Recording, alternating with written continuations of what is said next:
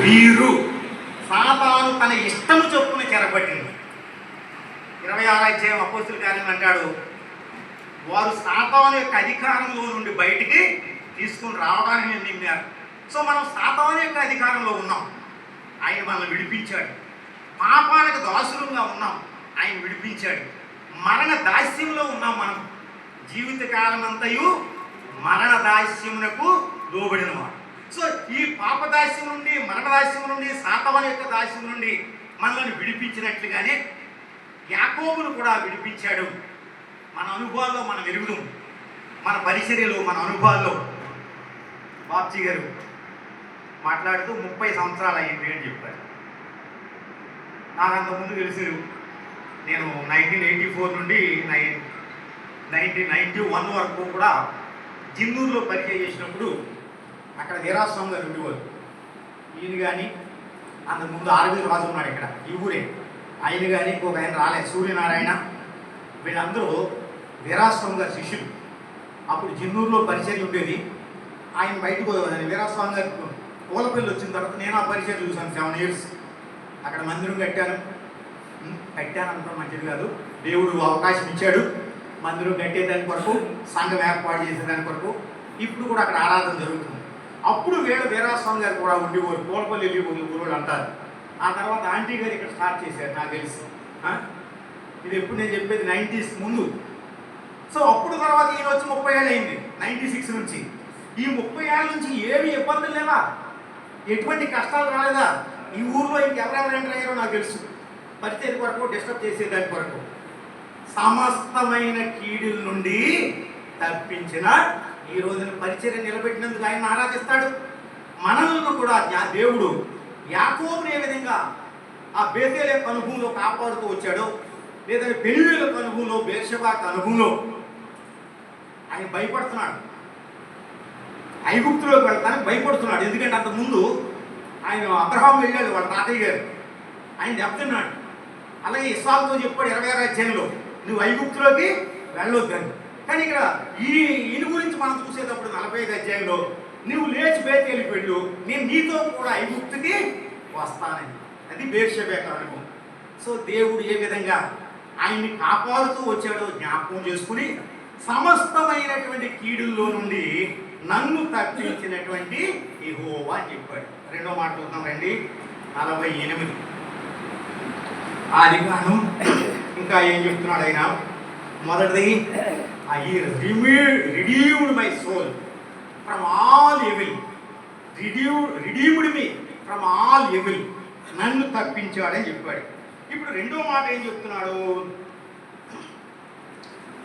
48వ అధ్యాయం 15వ వచనం.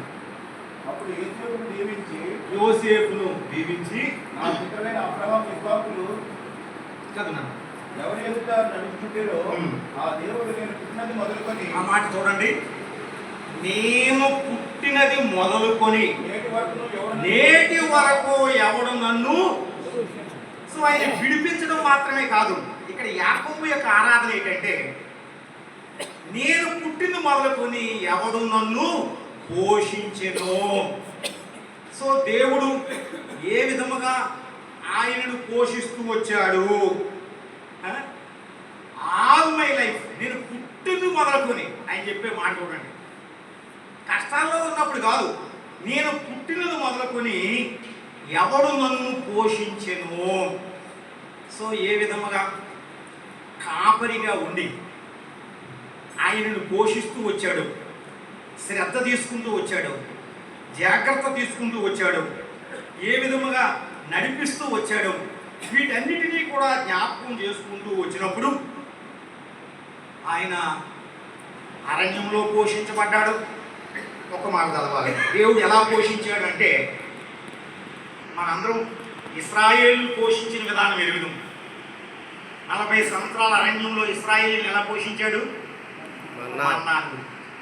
ఆ మన్నాను కూడా ఎంత అద్భుతంగా కురిపించాడు. అరణ్యంలో ఏముంటుంది? కింద ఎంత ఉంటుంది? ఏముంటుంది? ఇసుక ఉంటుంది. మరి దాని మీద ఆహారం పడితే ఎట్ట తింటారు వీళ్ళు? అందుకొరకని ఆయన ముందు మంచు కురిపించి, ఆ మంచు గడ్డగట్టేటట్టుగా చేసి, అంటే ఎంత శ్రద్ధ దేవుడికి చూడండి ఒకసారి ఆలోచిస్తే. ఆ ఇసుకలోనో మట్టిలోనో కాదు, దాని కాదు, వాళ్ళ కొరకు మళ్ళా మంచు కురిపించి దాన్ని గడ్డగట్టేటట్టుగా చేసి ఆ మీద మన్నా కురిపించి, చూసారా ఎంత శ్రద్ధ తీసుకున్నాడు. వాళ్ళైతే చవిసారం లేని అన్నం మాకు అసహ్యం అన్నారు, అది వేరే విషయం. కానీ ఆ విధంగా ఆయన పోషిస్తూ వచ్చాడు దేవదూతలు తినే ఆహారంతో. ఈయన ఎలా పోషించాడు? ద్వితీయోపదేశ కాండం ఆ కరువు 32వ అధ్యాయం ద్వితీయోపదేశ కాండంలో దేవుడు ఈయన ఎలా పోషించాడు అంటే, సేవకులంగా మనల్ని ఎలా పోషిస్తూ వచ్చాడో అనేకులు ఇక్కడ ఉండే వాళ్ళు సాక్ష్యం చెప్పగలరు. ఈయనైతే చెప్తున్నాడు చూడండి, 13వ వచనంలో ద్వితీయోపదేశ కాండం 32వ అధ్యాయం. భూమి యొక్క ఉన్నత స్థలముల మీద వాణిని ఎక్కించెను, పొలముల పంట వానికి. చూడండి దేవుడు ఎంత శ్రద్ధ తీసుకున్నాడు.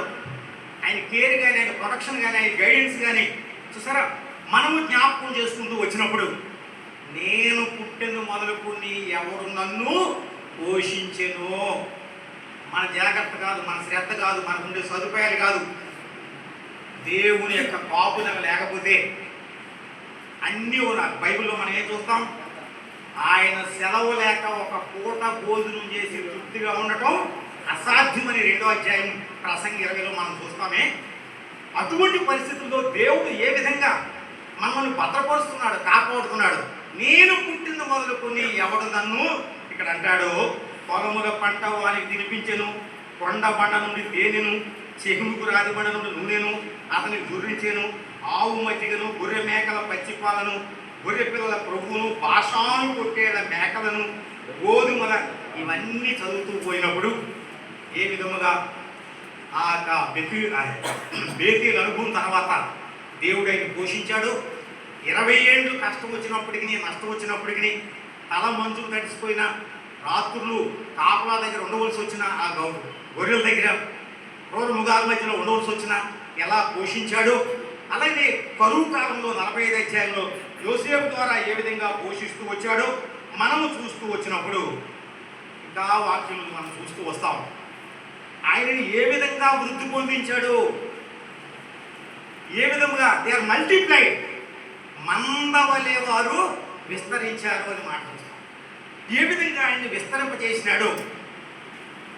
70 మందితో వెళ్ళినటువంటి వాడు ఏ విధంగా బయటకు వచ్చారు వాక్యంలో మనం చూస్తూ వచ్చినప్పుడు, మరి దేవుని వాక్యంలో అనేకులు పోషించినట్లుగా లక్ష్మణ్ గారి పుస్తకంలో చూస్తాం.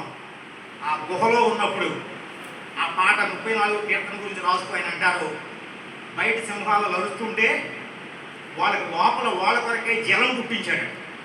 ఆయన సాక్షి పుస్తకంలో కానీ ఆయన రాసిన కొన్ని పుస్తకాల్లో చూస్తే అప్పుడే సింహ పిల్లలు లేమి గలవై బయటేమో అవి భోజనానికి కరుస్తున్నాయట, అక్కడుండే గుహలో వీళ్ళకేమో నీళ్లు ఉన్నాయట, చక్కటి నీళ్లు, అంటే దప్పిగా మరి ఆకలిని తీర్చగలిగినటువంటి నీళ్లు వాళ్ళ కొరకై.